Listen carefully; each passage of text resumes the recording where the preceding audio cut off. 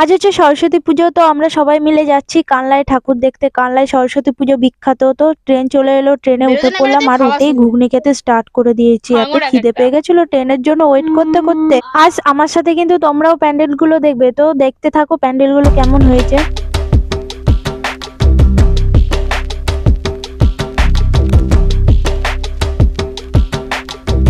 তোমরা অনেকেই জানো কানলায় হচ্ছে সরস্বতী ঠাকুর খুব বিখ্যাত। আর গিয়ে লাইটিং গুলো দেখে মনে হচ্ছে পুরো চন্দ্রনগরে চলে এলাম। আর এগুলো কিছু হচ্ছে প্যান্ডেলের ফটো।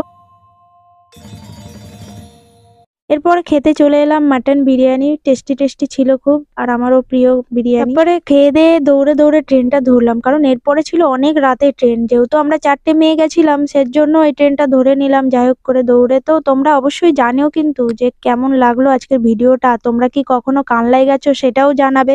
তো আজকের ভিডিওটা এইটুকুনি, টাটা।